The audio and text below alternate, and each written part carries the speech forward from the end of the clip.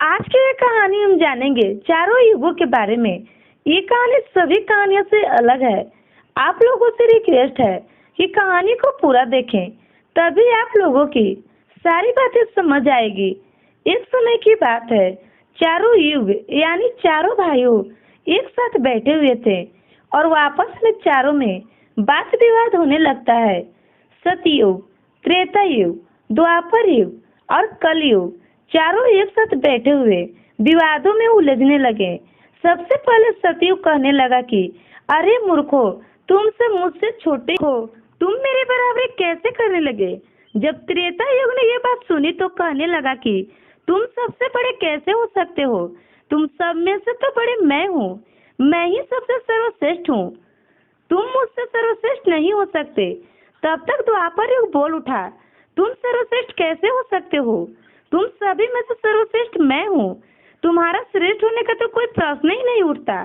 तब तक कलयुग कहने लगा कि तुम तीनों श्रेष्ठ बन रहे हो, परंतु हकीकत तो जानते ही नहीं, वास्तविकता में तो श्रेष्ठ मैं हूँ। इस तरह से चारों युग आपस में झगड़ने लगे। तब चारों युगों ने फैसला किया कि हम ऐसे आपस में फैसला नहीं कर सकते हैं। तब जाके चारों युगों ने आपस में निर्णय लिया कि हम ऐसे फैसला नहीं कर सकते, हम में से कौन बड़ा है और कौन सर्वश्रेष्ठ है, यह सब तो भगवान भोलेनाथ ही करेंगे। चलिए वहाँ चलते हैं, वही आदि है और वही अनंत है। चलिए उन्हीं के पास कैलाश पर चलते हैं, वही हमें बताएंगे कि हम में से कौन बड़ा है और कौन छोटा है। इसका निर्णय स्वयं भगवान शंकर करेंगे, इसका निर्णय हम नहीं कर सकते हैं। चारों युगों ने मिलकर योजना बनाई कि चलिए कैलाश पर चलते हैं। चारों युग कैलाश पर्वत पर चले जाते हैं। जब वो कैलाश पर्वत पर पहुंचे तो द्वारपाल उन्हें रोक लेते हैं। द्वारपाल कहते हैं कि तुम चारों कौन हो और कहाँ जा रहे हो। चारों युग कहने लगे कि हे द्वारपाल, हम भगवान शिव से मिलना चाहते हैं और हम चारों युग हैं, उन्हें हमारी आने की सूचना दीजिए। स्वयं नंदेश्वर महाराज भगवान शिव के पास आए और भगवान शिव से कहने लगे, हे प्रभु, हे कैलाशपति, आपसे चारों युग मिलना चाहते हैं। भगवान शिव कहते हैं कि जाओ, उन्हें समान सहित हमारे समक्ष लेकर आओ। भगवान नंदेश्वर चारों युगों को लेकर पहुंच जाते हैं भगवान शिव के पास। भगवान शिव ने चारों को समान सहित अपने दरबार में बैठाया। चारों युग भगवान शिव को प्रणाम करते हैं। तब भगवान शिव ने चारों युगों से कहा, आप सभी का हमारे दरबार में, हमारे कैलाश पर स्वागत है। कहो युगो, तुम्हारा आने का क्या कारण है। तुम तो स्वयं ही काल चक्र हो, तुम तो स्वयं ही समय हो, फिर ऐसा क्या कारण है कि तुम्हें हमारे पास आना पड़ा। चारों युगों ने कहते हैं कि हे सृष्टि के रचयिता, हे भगवान शिव, हम चारों में विवाद खड़ा हो गया है और उस बात का समाधान नहीं कर पाए, इसलिए हम आपके पास आए हैं और हम आपसे निवेदन करते हैं और गुहार करते हैं कि हे भगवान, आप ही हमारा फैसला करें, आप हमारा न्याय करें कि आप ही हमें बताइए कि हम चारों में से सबसे बड़ा कौन है। भगवान शिव तो कहते हैं इसका फैसला तो तब होगा जब अपना अपना फैसला हमें सुनाएंगे। तब सतयुग से कहते हैं कि हे सतयुग, तुम बताओ, तुम कैसे बड़े हो। तुम अपने आप को सर्वश्रेष्ठ बताने की कोशिश कर रहे हो, पर हो कैसे, यह मुझे बताओ। तब सतयुग कहते हैं मेरा आयु सबसे बड़ा है, मैं 17 लाख वर्ष का हूँ और अन्य युग हमसे तो बहुत छोटे हैं, इसलिए हम इन लोगों से लंबी आयु का है। तब कलयुग कहने लगा, व्यक्ति कभी आयु से बड़ा नहीं होता, व्यक्ति तो गुणों से बड़ा होता है। प्रभु, मैंने तो यही सुना है। भगवान शिव ने कलयुग के दलीलों को माना और सतयुग से कहा कि हे सतयुग, तुम इस तरह तो बड़े नहीं हो। सतयुग कहने लगा कि हे प्रभु, मेरे युग में जो भी व्यक्ति हुए हैं वो बड़े ही बलवान हुए, बड़े ही परकर्मी हुए, वे पृथ्वी को उठा ले जाए, ऐसे परकर्मी और बलवान थे। और मेरे राज्य में राज्य था तो श्री हरि विष्णु ने कई अवतार लिए। देखिए प्रभु, नरसिंह अवतार मेरे ही काल में हुआ, मध्यस्थ अवतार मेरे ही काल में हुआ। तब तक त्रेता युग बोल उठा कि नहीं प्रभु, क्या प्रभु श्री हरि विष्णु के अवतार होने से वे बड़े हो सकते हैं।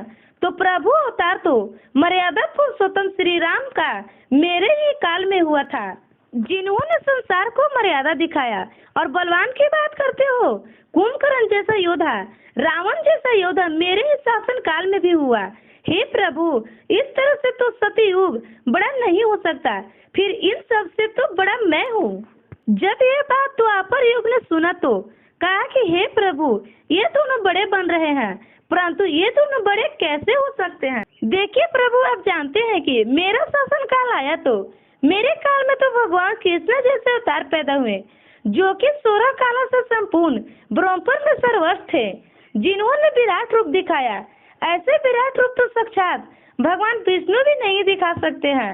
हे भगवान, योद्धाओं की बात करते हैं तो मेरे शासन काल में बड़े बड़े योद्धा कंस, जरासंध, भीष्म पितामह, पांचों पांडव तो मेरे ही शासन काल में हुए थे। प्रभु स्वयं बलराम मेरे ही शासन काल में हुए थे।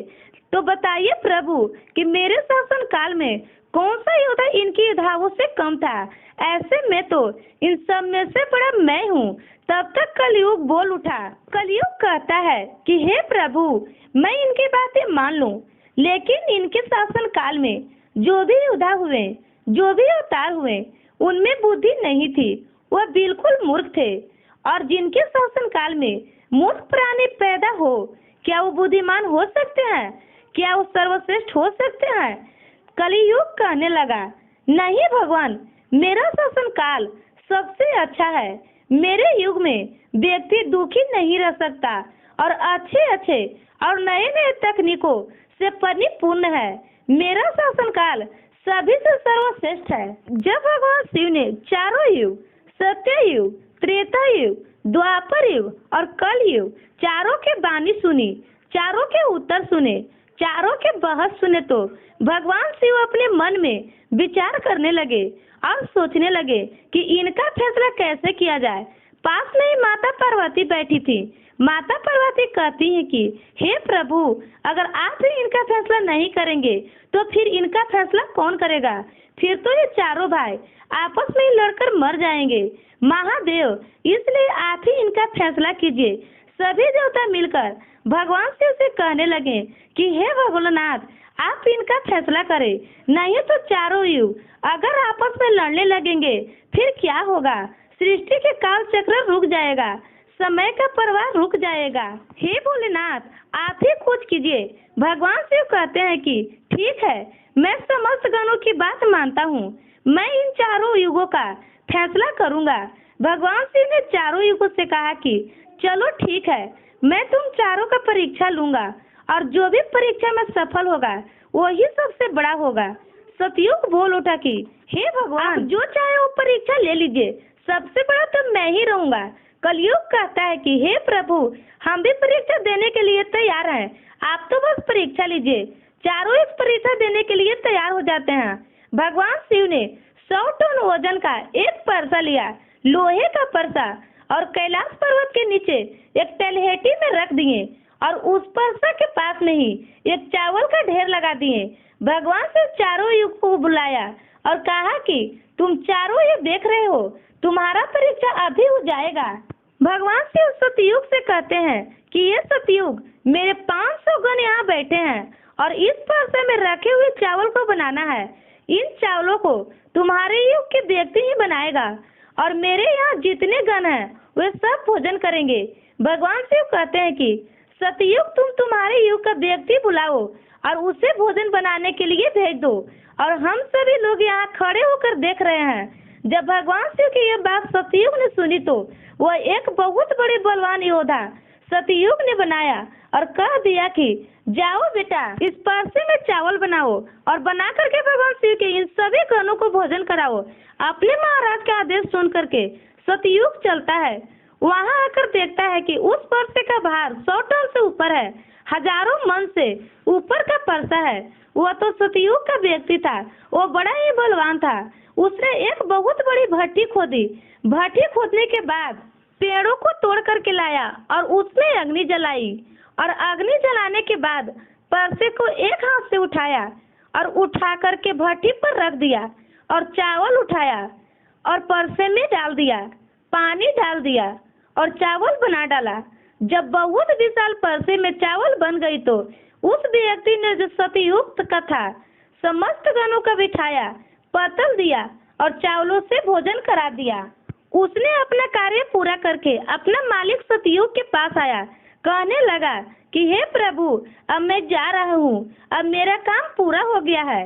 भगवान शिव और अन्य लोग देख रहे थे। भगवान शिव त्रेता युग से कहते हैं कि हे त्रेता युग, आप अपने युग के व्यक्ति को भेजो और ये पर्दा रखा हुआ है उसे मैं अपनी माया से हटा देता हूँ और दूसरी इसी के सामने परसा बना देता हूँ। अब तुम अपने युग के व्यक्ति को इस चावल को बनवाओ और मेरे 500 गणों को भोजन करवाओ। तो त्रेता युग ने कहा कि तो ठीक है प्रभु, जैसी आपकी आज्ञा। तो त्रेता युग ने अपना एक महान योद्धा कुंभकर्ण जैसा बलवान प्रकट किया और उसको आदेश दिया, जो तलहटी में जो नीचे हजारों टन का परसा रखा हुआ है उसके हजारों मन पास में जो चावल रखा हुआ है उसे बनाना है, पकाना है। जब चावल पक करके तैयार हो जाए तो इन 500 गणों को खाना खिलाना है। त्रेता युग का व्यक्ति बड़ा ही बलवान था। वह चलता है, उस परसे के पास आता है, पास में एक भट्टी खोदी और उस परसा को दोनों हाथों से ताकत लगाई और उठा करके भट्टी पर रख दिया और परसे रखने के बाद अग्नि जलाई और अग्नि जला करके उसमें चावल डाला, उसमें पानी डाला और चावल पक करके तैयार हो गई। त्रेता युग के व्यक्ति ने उस परसे से चावल निकाला और सारे शिवगणों को भोजन कराया। भोजन करने के बाद सभी शिवगण वापस कैलाश पर्वत पर आ गए। भगवान शिव ने फिर अपनी शक्ति से उस परसे को समाप्त कर दिए। भगवान शिव अब द्वापर युग से कहते हैं कि द्वापर, ये दोनों युग अपनी अपनी परीक्षा दे चुके हैं, अब तुम्हारी बारी है। देखो, उतना ही बड़ा परसा उस तलहटी के तुम्हें दिखाई दे रही है और हजारों टन चावल रखे हुए हैं और तुम्हें मेरे 1500 गणों को भोजन कराना होगा। द्वापर युग कहने लगा, ठीक है प्रभु, जैसी आपकी इच्छा। मैं पूरा प्रयत्न करूंगा कि मेरे युग का व्यक्ति भी आपके सभी गणों को खाना खिलाए।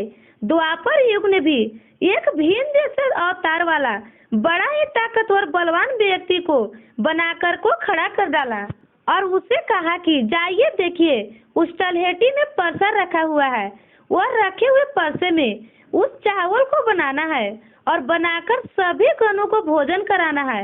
वह व्यक्ति अपने प्रभु से कहता है कि ठीक है प्रभु, जैसी आपकी आज्ञा। द्वापर युग का व्यक्ति चला जाता है। उसने देखा कि परसा तो कुछ आकार में बड़ा है, उठाने में ताकत लगाने पड़ेंगी, परंतु उसने भट्टी खोदी और लकड़ियां की व्यवस्था की और उस परसे को दोनों हाथों से उठाया। उस परसे को अपनी पूरी ताकत लगाकर दोनों हाथों से उठाया, क्योंकि उसे सतयुग और त्रेता युग के व्यक्ति उठा सकते थे तो उसे बहुत ताकत लगानी पड़ी। पूरी ताकत लगा के उसने उस परसे को उठाया और उठा करके जैसे तैसे खींच करके उसे भट्टी पर रख दिया। रखकर उसमें पानी डाला और नीचे अग्नि जलाई, उसमें चावल डाला और जब चावल पक के तैयार हो गया तो उसने वही तरीका से भगवान शिव के सभी गणों को भोजन कराया। खाना खिलाने के बाद वो द्वापर युग का व्यक्ति अपने मालिक के पास आता है और कहता है, हे प्रभु, मैंने अपना काम कर दिया। द्वापर युग ने उसके पीठ थपथपाए और कहे, शाबाश बेटे, अब तुम जा सकते हो। अब भगवान शिव कहते हैं कि हे कलयुग, अब तुम्हारा बारी है। परसा तुम देख रहे हो, उसका वजन कम नहीं होगा, उसका वजन उतना ही रहेगा, हजारों टन। लेकिन अब तुम्हें परीक्षा देनी है। तुम मानने को तैयार नहीं थे कि तुम सबसे छोटे हो, लेकिन तुमने माना नहीं। तुम्हारे आदमी की आयु भी मात्र 100 वर्ष है, जब युगों की उम्र सबसे अधिक होती है। सतयुग की आयु 1 लाख वर्ष होती है, त्रेता युग में 10,000 वर्ष होती थी और द्वापर युग में 1000 वर्ष होती थी। और हे कलयुग, तुम्हारे शासन काल में तो मात्र 100 वर्ष ही है और तुम्हारा आदमी भी छोटा है। जब भगवान शिव की बातें कलयुग ने सुनी तो कलयुग कहता है कि हे प्रभु, ठीक है, मैं आपका बात मान लेता हूँ, लेकिन आप पहले ही मुझे इस तरीके से हताश मत कीजिए। हे प्रभु, आप तो न्याय करता है, आप तो एक जज है, सबको मौका दिया जाए। परीक्षा के लिए आप भी मुझे परीक्षा देने का मौका दीजिए, हम भी परीक्षा देकर देखेंगे। यदि हमसे नहीं हो पाया तब हम जाके मानेंगे। भगवान शिव कहते हैं कि ठीक है, तुम अपना आदमी बुलाओ। फिर भगवान शिव कहते हैं कि यह परसा देख रहे हो, हजारों टन का है। वहाँ चावल रखा है, यह हजारों किलो टन का परसा है और इसमें इतने सारे चावल रखे हुए हैं। तुम्हारा व्यक्ति क्या करेगा? कलयुग कहता है कि ठीक है प्रभु, आप मेरा तमाशा तो देखिए। तीनों युग हंसने लगे। भगवान शिव भी उसके बातों को सुनकर अचंभित हो गए। भगवान शिव सोच रहे थे कि क्या कलयुग का भी व्यक्ति इतने हजारों किलो टन का परसे को उठा पाएगा? कलयुग ने बड़ा ही बुद्धिमान व्यक्ति को पैदा किया। बड़ा ही तीव्र व्यक्ति था, बहुत ज्यादा सोचने वाला व्यक्ति था। सभी गुणों से संपन्न व्यक्ति को कलयुग ने पैदा किया और पैदा करके व्यक्ति से कहा कि बेटे, तुम्हें अपनी शक्ति दिखानी है, परीक्षा का समय है। यदि तुम इसमें असफल हो गए तो मैं सबसे छोटा हो जाऊंगा। वो व्यक्ति अपने महाराज से कहता है कि महाराज, इस एक परसे की बात करते हैं, आप ऐसा हजारों परसा यदि हमारे सामने हो तो कुछ भी नहीं कर सकते। जब उस व्यक्ति की बात तीनों युगों ने सुना तो वह हंसने लगे। अब कह रहे थे कि यह छोटा सा व्यक्ति जिसका लंबाई 3 हाथ, ये क्या करेगा, जबकि हमारे युगों के व्यक्ति की लंबाई बहुत हुआ करती थी। ये बात तो बिल्कुल सच है। सतयुग के लोगों की लंबाई 21 हाथ थे और त्रेता युग के व्यक्ति की लंबाई 14 हाथ थे और द्वापर युग के व्यक्ति की लंबाई 7 हाथ थे और कलयुग के व्यक्ति की लंबाई 3.5 हाथ होती है। तीनों युगों बड़े जोर जोर से हंस रहे थे। कलयुग कहता है, आप बस देखते रहिए, मैंने अपने लड़के को भेज दिया है। कलयुग का आदेश पा करके वह कलयुग का व्यक्ति त्रिबुद्धि वाला थे। वह टहलटी में आया। टहलटी में आकर के उसने देखा परसा का वजन तो बड़ा ही विशाल है, मैं इसे उठा नहीं पाऊंगा। उस व्यक्ति ने दिमाग लगाया, उस परसे के नीचे मिट्टी खोदना शुरू कर दी। परसा तो उससे हिलाया भी नहीं और उसके नीचे भट्टी खोद कर तैयार कर दिया। लकड़ियां का व्यवस्था करने में उसे थोड़ा भी समय नहीं लगा, क्योंकि लकड़ियां वहीं रखी थी। उसने लकड़ियों को उठा लिया और उस भट्टी में आग जला दिए। परसे में चावल डाला, पानी डाला, बस कुछ ही समय में चावल पककर तैयार हो गया। वो कलयुग का व्यक्ति कितना दिमाग वाला था। उसने कुछ भी नहीं किया, परसे के नीचे भट्टी खोद दी और उसमें आग जला दी, चावल को डाल दिया और चावल में पानी डाला और चावल पक भी गया। जब चावल पक गए, भगवान शिव के गणों को एक कतार में बिठा दिया। उन गणों से कहा कि आप मेरा साथ दें और इन चावलों को आपस में परोस दीजिए। भगवान शिव के 4 विशाल गण चलते हैं और उन चावलों को बाल्टियों में भर भर के सभी गणों को परोस दिए। तब कलयुग कहता है कि अब आप सब भोजन कर सकते हैं। भगवान शिव के सभी गण खुशी खुशी भोजन करते हैं। कलयुग का मनुष्य उन 4 शेष बचे गणों को भी भोजन कराया। भोजन कराने के बाद उस परसे को साफ किया और परसा वहीं छोड़ दिया और उसका काम पूरा हो गया। वह अपने महाराज कलयुग के पास आया और आकर के कलयुग से कहा कि हे प्रभु, मैं अपने काम कर दिया है। कलयुग बहुत खुश था। वह उसका पीठ थपथपाया और उनसे कहने लगा, शाबाश, आपने मेरी लाज रख दी, आपने मेरी परीक्षा पास कर ली। भगवान शिव और तीनों युग देख करके अचंभित रह गए। कलयुग कहने लगा कि हे भगवान शिव, अब आप निर्णय कीजिए कि हम में से बड़ा कौन है। भगवान शिव मन में विचार करने लगे और सोचकर जवाब दिया। भगवान शिव कहते हैं कि मैंने तुम चारों की परीक्षा देखी। जब सतयुग के व्यक्ति आया तो उसने अपनी ताकत लगाई और ताकत लगा करके परसे को उठाकर अग्नि पर रख दिया। मेरे सभी गणों को चावल परोसा।